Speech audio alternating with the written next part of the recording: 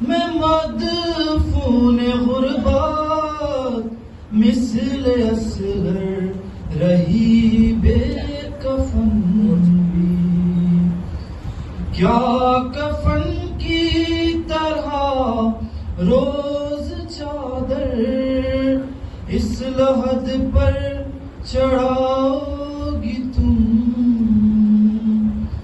شام کی اور تو ایک وعدہ کرو، روز قبر سکینہ پہ آؤ گی تم،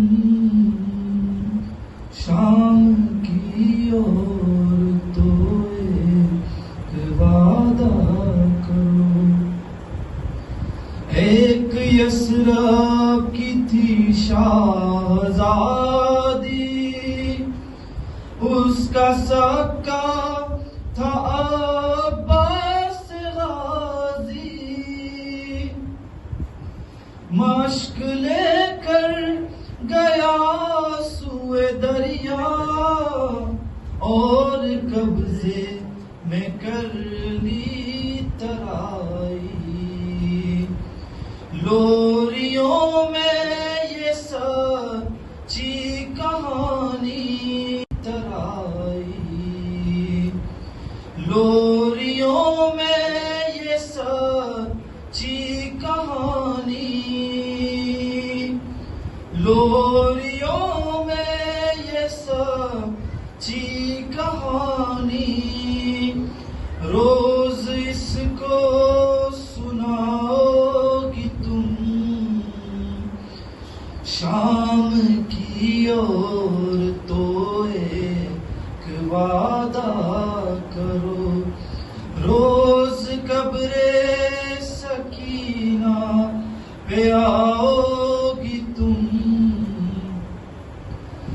ہم نے زنداں سے پائی رہائی، اب بہن پاس ہوگی نہ بھائی، بات اتنی سی بس یاد رکھنا، میری بچی ہے غم کی ستائی، تم نے بازار میں تو ستایا،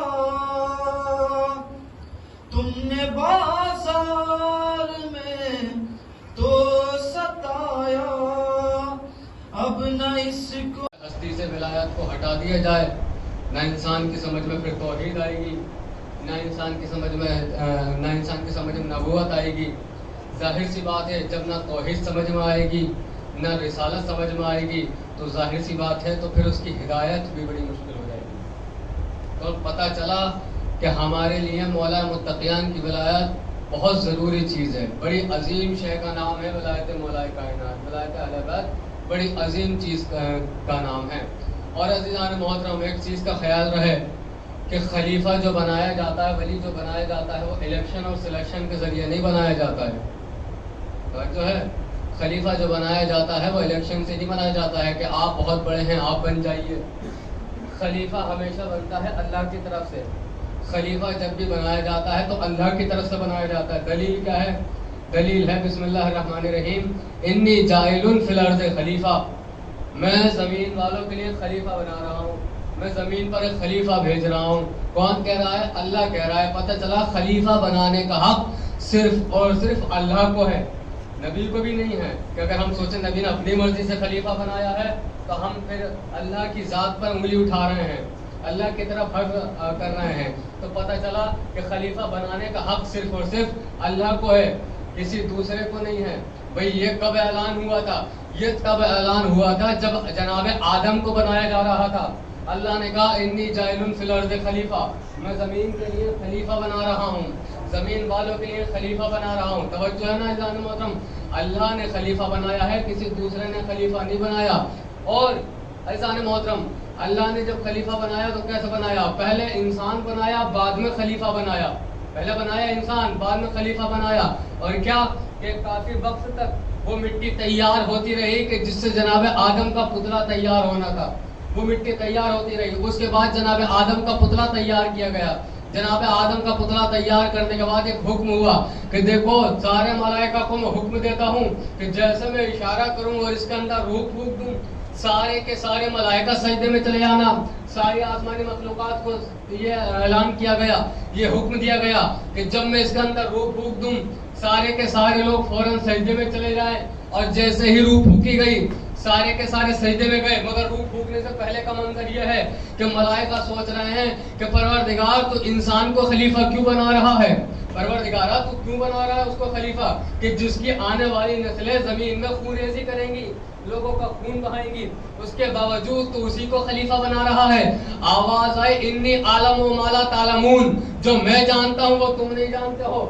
یعنی پروردگار نے کوئی ایسی چیز آدم کو دے رکھی تھی جس کے بارے میں صرف اللہ کو معلوم تھا یا پھر آدم کو معلوم تھا, فرشتوں کی بھی اس چیز کا علم نہیں تھا. وہ کیا تھا کہ وہ کچھ نام تھے. اب وہ نام کون سے تھے ابھی آگے بتائیں گے آپ کو. کچھ نام ایسے تھے جو اللہ کو معلوم تھے یا صرف آدم کو معلوم تھے اور کسی کو نہیں معلوم تھے, فرشتوں کو بھی نہیں معلوم تھے.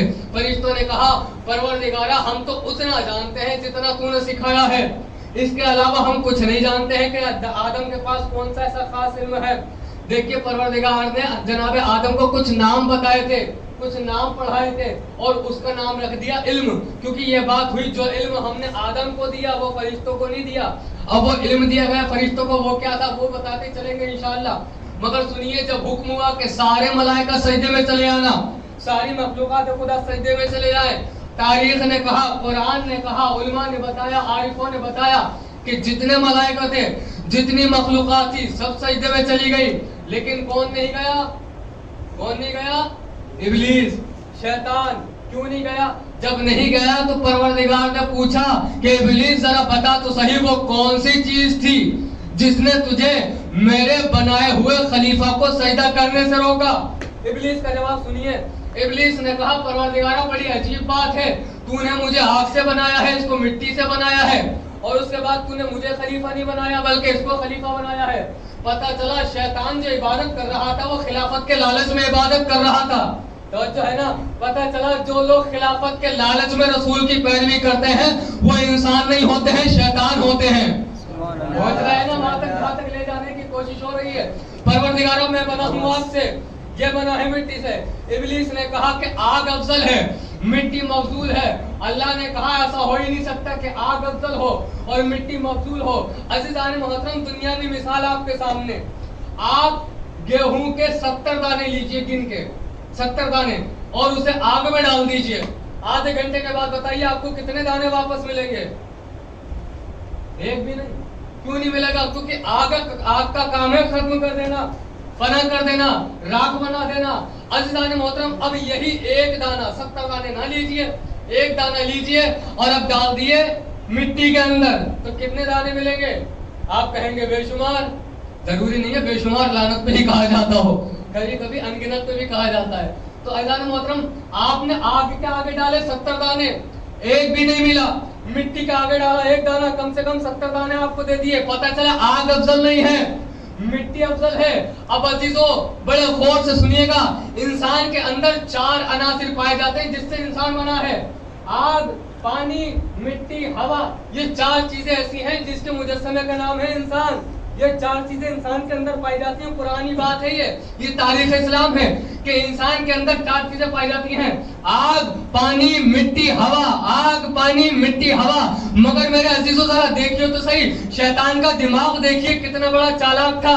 اس نے پانی کا انکار نہیں کیا, اس نے مٹی کا انکار نہیں کیا, اس نے ہوا کا انکار نہیں کیا, اس نے آگ کا انکار نہیں کیا, اس نے انکار کیا ہے مٹی کا. اس نے 3 چیزوں کا انکار نہیں کیا, انکار کیا ہے ایک چیز کا. پتہ چلا شیطان اس کو کہتے ہیں جو 3 سے تو محبت رکھتا ہے مگر 1 سے محبت نہیں کرتا ہے. سبحان اللہ, سبحان اللہ, سبحان اللہ. نام چھپا ہوا ہے اس کے اندر. بھائی اس نے 3 کا اقرار کیا, 1 کا انکار کیا. اس نے کہا کہ دیکھو میں آگ کا دشمن نہیں ہوں, میں پانی کا دشمن نہیں ہوں, میں ہوا کا دشمن نہیں ہوں, میں ہوں دشمن مٹی کا. اب یہاں پر سب بیٹھے ہوئے ہیں, ماشاءاللہ پڑھے لکھے لوگ بیٹھے ہوئے ہیں. ذرا بتائیے کہ مٹی کو عربی میں کیا کہتے ہیں؟ تو آپ کہیں گے تراب. توجہ ہے آپ کے نہیں ہے بھائی, اس نے کیا مٹی کا انکار. اب مٹی کو کیا کہتے ہیں؟ آپ کہیں گے تراب. آپ کہیں گے تراب، اور مٹی کے باپ کو کیا کہتے ہیں؟ تو آپ کہیں گے ابو تراب۔ سبحان اللہ، سبحان اللہ۔ ایک ہے ابو تراب، ایک ہے تراب، ایک ہے ابو تراب۔ اللہ نے کہا ہمیں تراب کا دشمن پسند نہیں، ہمیں تراب کا دشمن پسند نہیں۔ ارے جس اللہ کو تراب کا دشمن پسند نہ ہو، اسے ابو تراب کا دشمن کیا پسند ہے؟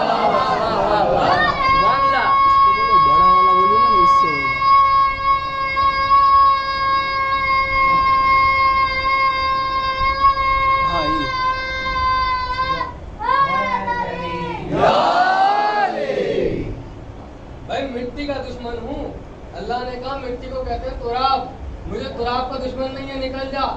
تو جب اللہ کو تراب کا دشمن پسند نہیں تو ابو تراب کا دشمن کیا پسند ہوگا؟ عزیزان محترم، اس نے کیا مٹی کا انکار۔ اور سنیے، نہ آگ، نہ پانی، نہ مٹی، نہ ہوا سے، بڑے آہستہ سے یہ بات کہنا چاہ رہا ہوں آپ سے، دوسرے مصرے پہ امتحان عوام کا ہوگا، ضروری نہیں ہے ہر بار عوام مولوی کا امتحان لے، کبھی کبھی مولوی بھی عوام کا امتحان لیتا ہے۔ نہ آگ، نہ پانی، نہ مٹی، نہ ہوا سے، آپ لوگ کون ہیں؟ نہ آگ، نہ پانی، نہ مٹی، نہ ہوا سے، نہ آگ، نہ پانی، نہ مٹی، نہ ہوا سے، ہم خلق ہوئے فاطمہ زہرا کی دعا سے، ہم خلق ہوئے فاطمہ زہرا کی دعا سے۔ ایسا محترم، اس نے کہا میں مٹی کا دشمن ہوں، اللہ نے کہا آج سے تو مردود بارگاہ ہو گیا، ہماری بارگاہ سے رد کر دیا گیا، ہماری بارگاہ سے نکال دیا گیا۔ اور دیکھیے شیطان ہے کون؟ بڑا چالاک ہے شیطان، اس نے فرشتوں کو دھوکہ دے دیا بھائی۔ اس نے کئی لاکھ برس عبادت کی، عبادت کرنے کے بعد اس نے جب سر اٹھایا تو فرشتوں نے کہا ارے سبحان اللہ، کیا کہنے، اتنی عبادت کرتے ہو، کتنا چالاک تھا۔ بولا تم لوگ مجھے پریشان نہ کرو، مجھے اللہ کی اور عبادت کرنی ہے، تم مجھے ڈسٹرب نہ کرو، پروردگارہ اس سے زیادہ حق رکھتا ہے عبادت کا، مجھے عبادت کرنے دو۔ پتہ چلا کچھ عبادتیں ایسی بھی ہوتی ہیں جو دکھاوے کے لیے ہوتی ہیں، وہ انجام کیا ہوا؟ شیطان کا نکال دیا گیا۔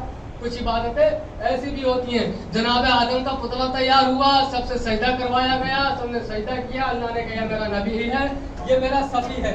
صفی کہتے ہیں عربی میں دوست کو، بہت سارے لوگ ہیں، صفی ہے، حبیب ہے، جسے حبیب بھی کہا جاتا ہے اور صفی بھی کہا جاتا ہے، خلیل بھی کہا جاتا ہے۔ اللہ نے جو دیے ہیں، منصب جو دیے ہیں، یہ عہدے جو دیے ہیں، اپنی محبت میں دیے۔ جناب آدم کو صفی اللہ کہا گیا، ابراہیم کو خلیل اللہ کہا گیا، ہمارے نبی کو حبیب اللہ کہا گیا، ہے نا، جناب عیسیٰ کو روح اللہ کہا گیا، جناب موسیٰ کو کلیم اللہ کہا گیا۔ اس طرح سے یہ القاب نوازے ہیں اللہ نے۔ اور جب پتلا تیار ہو گیا، آدم کی روح پھونک دی گئی، آدم کی روح پھونک دی گئی، انہیں شیطان کے دل میں تو بغض ہے، شیطان کے دل میں تو ایک بغض ہے کہ بھئی یہ وہ آدم ہے جن کی وجہ سے میں جنت سے نکالا گیا تھا، اب کروں تو کروں کیا، اب بدلہ تو لینا ہے نا، جناب آدم سے بدلہ تو لینا ہے نا۔ اللہ نے کہا دیکھو آدم، سب جگہ جانا۔ آدم کا پہلے نکاح ہوا، جب نکاح ہوا جناب حوا کے ساتھ، حوا کو بھی تیار کیا گیا، جب نکاح ہوا تو آدم چلنے لگے کہ میں جناب حوا کے پاس جاؤں، اللہ نے روکا، رک جاؤ، ابھی نکاح ہوا ہے، تم نے مہر ادا نہیں کیا ہے۔ تو بھئی مہر کیا ہے؟ تو مہر ہے پنجتن کے نام، توجہ ہے نا، مہر ہے پنجتن کے نام۔ یہ بڑی عجیب بات ہے نا، جو نام پنجتن کا مہر بن جاتا ہے وہ نام مسلمانوں کا نکاح توڑ رہا ہے۔ یہ بہت بڑی بات ہے نا کہ جو نام پنجتن آدم کا نکاح کا مہر بن گئے، نام پنجتن، وہ آج اگر عبادت میں آ جائے، آج اگر زبانوں پہ آ جائے تو وہ کافر ہو جاتا ہے۔ عزیزان محترم، تیار کیا گیا جناب حوا کو بھی اور کہا جہاں دل چاہے وہاں جاؤ، جو دل چاہے وہ کھاؤ، مگر یاد رہے اس خاص درخت کے پاس نہ جانا۔ بھئی کیوں روکا گیا تھا بھی سنیں گے آپ، نہ جانا، وہاں نہ جانا، وہاں نہ جانا، مگر شیطان تھا نا وہاں پر موجود، اس نے کہا آدم سے بدلہ تو لینا ہے، آ گیا، شیطانی دکھانے لگا اپنی، کہنے لگا بھئی جانے سے منع کیا ہے، کھانے سے منع نہیں کیا ہے، پھل میں لا کے دے دیتا ہوں، کھانا تم، بھئی اللہ نے تمہیں منع کیا ہے، مجھے نہیں کیا ہے۔ اب تاریخ نے الگ الگ پہلو بیان کیے ہیں کہ شیطان کیسے لے کر آیا، وہ سب مجھے بیان نہیں کرنا ہے، مگر پھل آیا جناب آدم تک، جناب آدم نے پھل کھایا، توجہ ہے، جناب آدم نے پھل کھایا، جیسے پھل کھایا آواز آئی، آدم تم نے ہمارا کہنا نہیں مانا، جاؤ ہماری بارگاہ سے نکلو۔ توجہ ہے، میں کہوں گا پروردگارہ پوری کائنات میں آدم کا حق رکھ دیتا، بھئی کہتا آدم ہم نے تمہارے لیے ہم نے تمہیں پہلا انسان بنایا، اب جو دل چاہے کھاؤ، तुम्हारे ऊपर कोई पाबंदी नहीं है, मगर परवरदिगारा क्या हुआ, एक फल ही तो खाया था, दुनिया थोड़ी तबाह हो गई। भाई क्या माजरा था कि एक फल खाया और अपनी बारगाह से निकाल दिया। मेरे नौजवानों गौर से सुनना, एक फल की सजा यह हुई कि जन्नत से निकाल दिए गए, जन्नत से निकाल दिए गए। तो अल्लाह ने कहा कि तुझे पता ही नहीं वो फल कौन से बाग का था।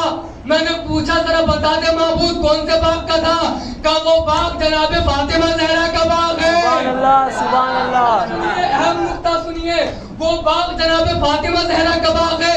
अगर अल्लाह का नबी बाग ज़हरा में से एक फल खा ले तो जन्नत से निकल जाए, कोई बकरा पूरा बाग फिर खा जाए, जन्नत में क्या जाएगा।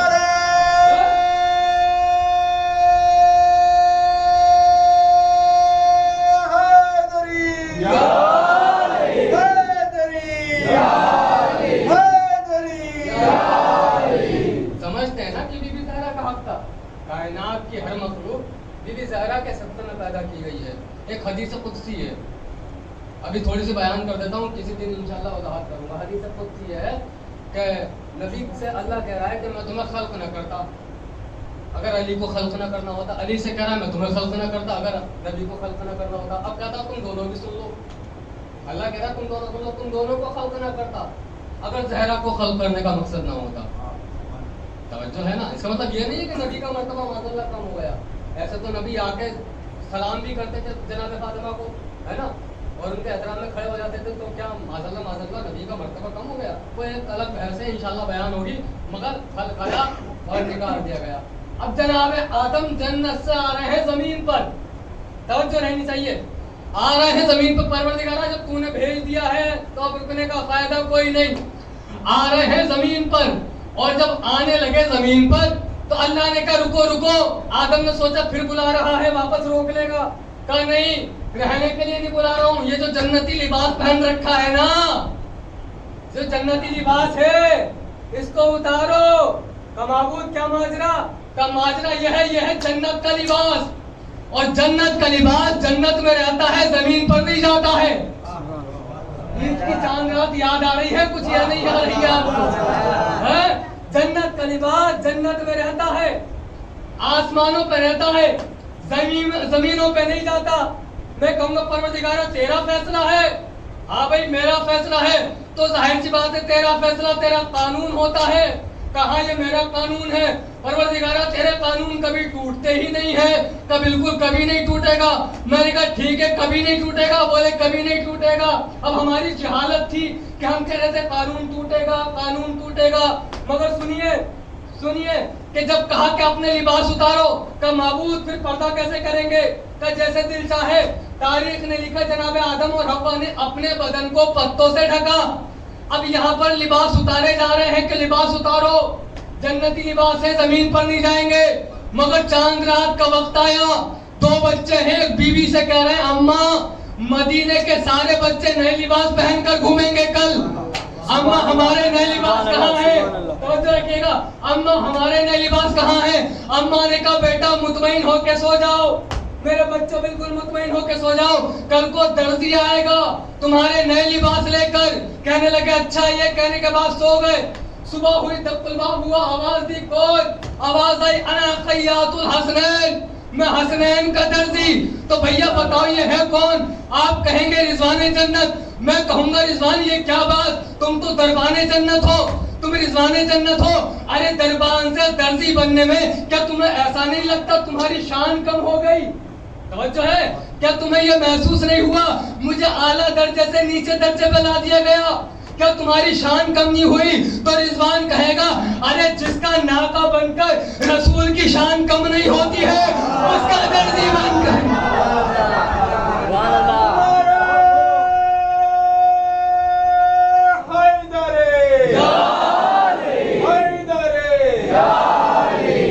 जिसका नाका बनकर नबी की शान ना घटी तो मेरी क्या शान घटेगी, है ना, मेरी क्या शान घटेगी। हाँ अगर नहीं लाता तो सस्पेंड हो जाता, मगर ले आया हूँ तो प्रमोशन जरूर हो जाएगा। अच्छा मगर कानून वाली बात तो भी बाकी है, अल्लाह तो कह रहा है कि जन्नत का लिबास जाएगा नहीं। तो परवरदिगार ने क्या सिले सिलाए कपड़े भेजे थे रेडीमेड, कहा नहीं भाई ہم نے پوچھا کہ پروردگارہ جو تم نے لباس بھیجا وہ کسی لیے سلائے بھیجے ہیں یا تھان بھیجا ہے پورا کپڑوں میں؟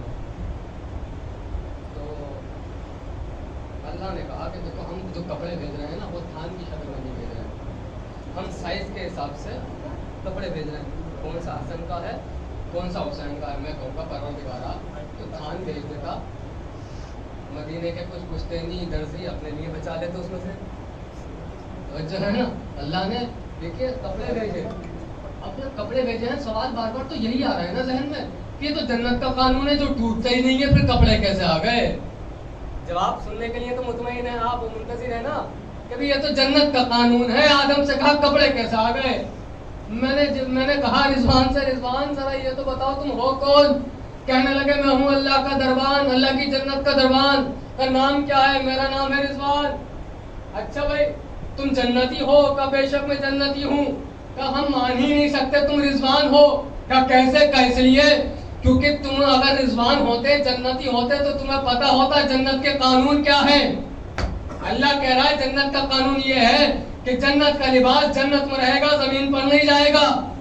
مگر تم تو رضوان ہو نہیں ہماری نظر میں، کیونکہ اگر تم رضوان ہوتے تمہیں پتا ہوتا کہ یہ کپڑے لائے ہو اس سے قانون ٹوٹ رہا ہے، اس کا مطلب یہ ہے کہ قانون ٹوٹ گیا پروردگار کا۔ بھائی رضوان نے کہا دیکھو مجھ سے نہ الجھو، جس نے بھیجا اس سے پوچھو، جس نے بھیجا اس سے پوچھو۔ میں نے کہا پروردگارہ ماجرا کیا ہے، بتانا کیا چاہتا ہے؟ کہ بھئی آدم سے کہہ رہا ہے جنت کا لباس جنت میں رہے گا، زمین پر نہیں جائے گا، کیا معبود تیرا قانون ٹوٹ گیا؟ پروردگار کی آواز آئے گی نادان کوئی قانون نہیں ٹوٹا، ایک فلسفہ سمجھانا چاہتا ہوں۔ معبود کیسا فلسفہ؟ کہا سن، جب تک جنت میری تھی قانون میرا تھا، جب ان کے حوالے سبحان اللہ سبحان اللہ سبحان اللہ سبحان اللہ سبحان اللہ۔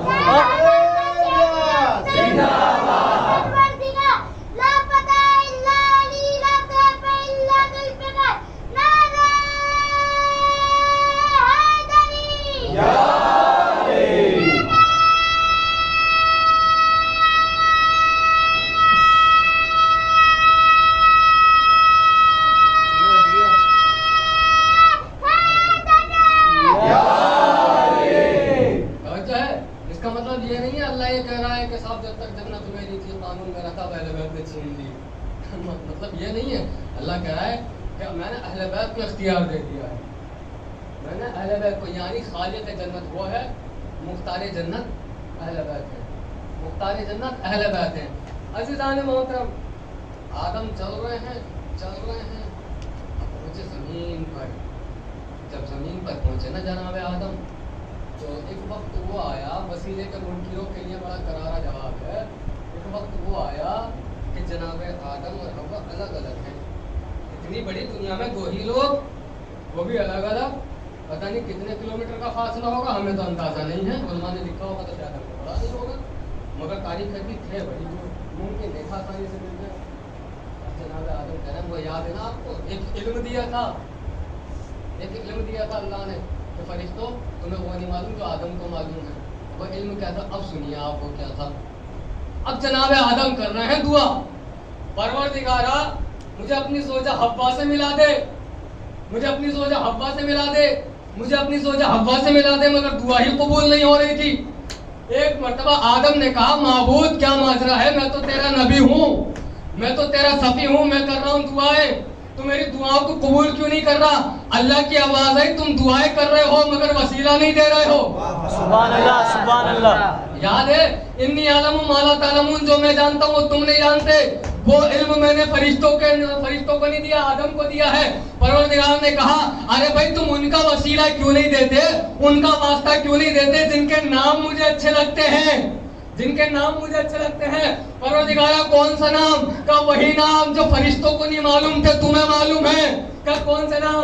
کہ محمد کا نام لو، علی کا نام لو، فاطمہ کا نام لو، حسن کا نام لو، حسین کا نام لو، ان کا واسطہ دو، دعائیں قبول ہو جائیں گی، ان کا واسطہ دو، دعائیں قبول ہو جائیں گی۔ آدم نے کہا پروردگارا تجھے واسطہ محمد کا تو محمود ہے، تجھے واسطہ علی کا تو اعلیٰ ہے، تجھے واسطہ فاطمہ کا تو فاطر السماوات والارض ہے، تجھے واسطہ حسن کا تو قدیم الاحسان ہے، تجھے واسطہ حسین کا تو محسن ہے۔ میری دعا کو قبول کر مجھے حوا سے ملا دے، مجھے حوا سے ملا دے۔ تاریخ نے لکھا دعا مکمل ہوئی، جناب آدم سے جناب حوا آ کے مل گئی۔ میں ایک سوال کرنا چاہتا ہوں، جناب آدم حوا کے کون؟ حوا جناب آدم کی کون؟ آپ کہیں گے شوہر اور میاں، شوہر اور بیوی کا رشتہ ہے۔ آدم ہے حوا کے شوہر، حوا ہے آدم کی زوجہ، مگر سنیے بیوی تب تک نہیں ملی جب تک کہ پنجتن کا وسیلہ نہ دے دیا، جو ہے جب تک کہ بیچ میں پنجتن کا وسیلہ نہ آ گیا۔ ارے مسلمانوں کی عقلوں کو کیا ہو گیا؟ جب بنا پنجتن کے وسیلے کے آدم کو بیوی نہیں ملتی، آپ کو حوریں کیا ملے گی؟ سبحان اللہ سبحان اللہ سبحان اللہ۔ آپ حوروں کے سپنے دیکھ رہے ہیں، آپ کہہ رہے ہیں کہ صاحب ہمیں تو حوریں مل جائیں گی، بیوی تو ملی نہیں آدم کو بنا وسیلے کے، بنا اہل بیت کے وسیلے کے۔ آپ کہہ رہے ہیں صاحب ہمیں حوریں مل جائیں گی، بنا وسیلے کے آپ کو جناب آدم کو بیوی نہیں ملتی ہے، تو حوریں کہاں سے ملیں گی؟ یہ نہیں ہے اس کا مطلب کہ حوریں ہی نہیں ملیں گی، بے شک حوریں بھی ہیں، غلمان بھی ہے، کوثر بھی ہے، تسنیم بھی ہے، اللہ کی نعمتوں میں یہ ساری چیزیں آتی ہیں، مگر کیسے ملیں گی؟ یہ ملیں گی تب جب اہل بیت کی حقیقی محبت ہوگی، ہے نا؟ یہ ملیں گی تب جب ہمارے دل میں حقیقی عشق ہوگا اہل بیت کا۔ خلاصہ کلام یہ تھا ہمارے عزیزوں، آج وقت زیادہ ہو گیا ہے، بس ختم کر دی گفتگو۔ خلاصہ کلام یہ تھا کہ خلیفہ اللہ کی طرف سے بنایا جاتا ہے، اور انشاءاللہ کل پڑھیں گے اس بارے میں بھی کہ عمر کو دیکھ کے کہ بھائی ہماری عمر زیادہ ہے ہمیں خلیفہ بنا دو، یہ بھی ہوا تھا اعتراض، وہ بتائیں گے انشاءاللہ، کل بتائیں گے، کیونکہ آج ساری بات رکھیں گے، کل کے لیے سسپینس بھی تو رکھنا ہے آپ کے لیے، آپ آمادہ رہیں گے، ٹائم سے چلے آئیں گے، آپ کو پتا ہوگا کہ موضوع کیا چل رہا ہے ہمارا، تو جلدی آنے کی کوشش بھی کریں گے۔ ماشاءاللہ وقت پر آتے ہیں، اس کا مطلب یہ نہیں کہ وقت پر نہیں آتے، ماشاءاللہ آپ وقت پر آتے ہیں، عزاداری آپ خلوص کے ساتھ کرتے ہیں بہت اچھی طرح ماشاءاللہ۔ میں صدق کا دل سے کر رہا ہوں ممبر رسول پر بیٹھ کر، ممبر حسین پر بیٹھ کر، کہ آپ حق میں، میری نگاہ میں آپ حق ادا کر رہے ہیں عزاداری کا۔ کیوں؟ اس لیے کیونکہ ہمارے اور آپ کے ذہنوں میں یہ چیز قید ہو چکی ہے کہ یہ عزاداری ہی ہے کہ جس نے نماز کو بھی بچا۔ یہ عزاداری جو امام حسین کی قربانی ہے، اسی قربانی نے امام حسین کی نماز کو بچا، امام حسین کے مقصد کو بچا۔ عزیزان محترم، اگر ہم صرف عزاداری کرتے رہیں گے اور امام حسین کے دوسرے مقاصد کو بھول جائیں گے تو پھر ہم مولا کے چاہنے والوں میں سے نہیں ہیں۔ پھر ہم چاہنے والوں میں سے ہو سکتے ہیں کہ ہم یہ کہیں کہ ہم چاہنے والے ہیں، مگر مولا نہیں کہیں گے یہ ہمارا چاہنے والا ہے، مولا کہیں گے یہ ہمارا ذکر تو بہت کرتا تھا مگر ہمارا مقصد کو اس نے پامال کر دیا، مگر اس نے ہمارے مقصد کا خیال نہ کیا۔ تو میرے عزیزوں، حسین کی وہ مجلس ہی نہیں ہو کہ جس کے اندر حسینیت کا پیغام نہ پہنچایا جائے، اس میں حسینیت کے بارے میں نہ بتایا جائے کہ حسین نے گلا کیوں کٹوایا۔ عزیزان محترم، آج محرم کی 5 تاریخ اور آج آپ ہم منانے آئے ہیں جناب زینب کے 2 نونے والوں کا۔ ابھی تابوت برآمد ہوں گے، آپ کو زیارت کرائی جائے گی، لیکن میرے عزیزوں تابوت اٹھانے والوں سے میری ایک گزارش ہے، غور سے سن لیجیے کہ اگر ہو سکے جب آخری لمحات ہوں مصائب کے تو مصائب ختم ہونے سے پہلے تابوت لے کر آ جائیں گے تو وہ بڑا گریے کا منظر ہوگا، تاکہ عزاداروں کے کان مصائب سنتے رہیں، عزاداروں کی آنکھیں تابوت کی زیارت کرتی رہیں۔ وہ ہو سکتا ہے شاید یہ کر کے دیکھے گا کہ مصائب، ایسا نہیں کہ مصائب ختم ہونے کے بعد تابوت آئیں گے، جیسے آخری لمحات ہوں گے اس سے پہلے تابوت لے کے آ جائے، تابوت کی زیارت ہوتی رہے گی، مصائب ہوتے رہیں گے۔ عزیزان محترم، یہ کون ہے؟ اچھا، ایک ماں کے لیے اپنے بچوں کو کہیں دوسرے ملک میں بھیجنا بڑا مشکل ہوتا ہے، ایک ماں کے لیے اپنے بچوں کو کہیں ملک میں بھیجنا مشکل ہوتا ہے۔ زینب کا کتنا بڑا جگر تھا جو مقتل میں بھیج دیا، زینب کا کتنا بڑا دل تھا حسین کو قربان کرنے کے لیے بھیج دیا۔ ایک واقعہ سناؤں آپ کو، بہت روئیں گے سننے کے بعد۔ نبی کا زمانہ تھا اور 2 شخص لڑتے ہوئے نبی کے پاس آئے، آنے کے بعد کہنے لگے نبی اللہ ہمارا ایک مقدمہ ہے۔ کیسا مقدمہ؟ کہ ایک اونٹنی ہے، یہ کہتا ہے کہ میری ہے، میں کہتا ہوں کہ میری ہے، نبی اللہ آپ فیصلہ کیجئے. تو نبی نے کہا اچھا بتاؤ کس طرح سے فیصلہ کیا جائے. تو حقیقت میں جس کی اونٹنی تھی اس نے ایک مرتبہ کہا میں آپ کو ایک طریقہ بتاؤں جس سے پتہ چل جائے گا یہ اونٹنی کس کی ہے. کہاں بتاؤ. کہ میں اس کا حقیقی مالک ہوں, اگر جو میں بتا رہا ہوں اگر وہ چیز نہیں نکلی تو مولا میں اس اونٹنی کا ہرجانہ دینے کو تیار ہوں جتنے کی یہ اونٹنی ہے, مگر اگر آپ کو پتہ لگانا ہے یہ اونٹنی میری ہی ہے حقیقت میں تو آپ ایک کام کریں جیسا میں کہہ رہا ہوں ویسا کریں. کہ کیا کرنا ہوگا کہ ایک کام کریں اس اونٹنی کو نہر کو آپ ذبح کر دیں. تو اس سے کیسے پتہ چلے گا اونٹنی کس کی ہے؟ کہ مولا جب آپ اس اونٹنی کو نہر کر دیں گے نا تو ایک مرتبہ اس کا دل نکال کے دیکھنا, اس کے دل میں 2 سوراخ ہوں گے, اس کے دل میں 2 سوراخ ہوں گے. نبی نے اونٹنی منگائی, نہر کروائی. جب اونٹنی نہر ہو گئی نا, جب ذبح ہو گئی نا اونٹنی, جب دل نکالا گیا اونٹنی کا تو ایک مرتبہ کیا دیکھا, ہاں دل کے اندر 2 سوراخ ہیں. ایک مرتبہ کہا نبی نے یہ بتا یہ تو اندر کی بات تھی نا, تجھے کیسے پتا چلا اس اونٹنی کے دل کے اندر 2 سوراخ ہو چکے ہیں؟ کہ مولا ایک مرتبہ میں نے اس کی نگاہوں کے سامنے اس کے 2 چھوٹے بچوں کو نہر کر دیا تھا. مولا میں نے 2 چھوٹے بچوں کو نہر کر دیا تھا. ارے مولا میں جانتا ہوں, آقا میں جانتا ہوں, ارے ماں سے بچوں کا قتل برداشت نہیں ہوتا, بچوں کا زخم برداشت نہیں ہوتا. ہائے زینب کبریٰ, ہائے آل محمد. ارے زینب کا دل کیسا ہوگا, اپنے 2 چھوٹے چھوٹے بچوں کو قربان کر دیا. اجرکم اللہ, خدا آپ کو کسی غم میں نہ رلائے سوائے غم اہل بیت کے. ایک مرتبہ زینب وصیت کر رہی ہیں, میرے بچوں, میرے شہزادوں, میرے لاڈلوں, کل عاشور کا دن ہے, میرے بچوں دیکھو میرے حسین کو قربان ہو جانا, میرے ماں جائے کو قربان ہو جانا. اگر تم قربان نہ ہوئے تو میں اپنی ماں کو منہ نہ دکھا پاؤں گی. میرے بچوں میری لاج رکھ لینا, میں تمہارا دودھ نہیں بخشوں گی. ایک مرتبہ دونوں شہزادے گئے, جانے کے بعد کہتے ہیں ماموں حسین ہمیں جنگ کی اجازت دیجیے. آواز آئی حسین کی, میرے 2 چھوٹے چھوٹے پیارے بچوں ابھی تم بہت کم سن ہو, ارے میں کیسے جنگ کی اجازت دے دوں. ایک مرتبہ آ کے کہتے ہیں اماں ہمیں ماموں نے اجازت نہ دی, اب آپ چلیے ہمیں جنگ کی اجازت دلوائیے. جنگ کی اجازت دلوائی گئی. جناب زینب نے کہا کہ بھیا آپ میرے بچوں کو جنگ کی اجازت دیجیے, اگر یہ شہید نہ ہوں گے تو میں اپنے باپ اپنی ماں کے سامنے اپنا چہرہ نہ دکھا پاؤں گی. لو اللہ محترم بہت مختصر کر کے میں مسائب پڑھنا چاہتا ہوں. جنگ کی اجازت ملی, دونوں بچوں گھوڑے پہ سوار ہوئے, سب کو واصل جہنم کرتے ہوئے جب عمر سعد کے خیمے میں پہنچے نا, عمر سعد نے دیکھا اب یہ مجھے قتل کر دیں گے. ایک مکاری کی اس نے ایک جھوٹ بولا, وہ کہتا ہے اے شہزادو تم یہاں پر آ گئے ہو, اے شہزادو تم یہاں پر آ گئے ہو, ادھر تمہاری ماں کے سر سے ہمارے لوگ چادر اتار رہے ہیں. دونوں بچوں نے ایک مرتبہ تلوار کو میان میں رکھا, تو کیسے قتل کیا جا رہا تھا. آواز آئی ماموں حسین مدد کو آئیے. ارے حسین لڑکھڑاتے ہوئے, عباس لڑکھڑاتے ہوئے پہنچے, دونوں شہزادے کے لاشیں لے کر آئے. لانے کے بعد زینب سے کہا زینب تمہارے آنا محمد آ گئے. ایک مرتبہ زینب نے اپنا سر سجدے میں رکھ کے کہا پروردگارا تیرا شکریہ, ارے تیری قربانی میری قربانی تو نے قبول کر لی. آئے حسین, آئے حسین, ماتم حسین.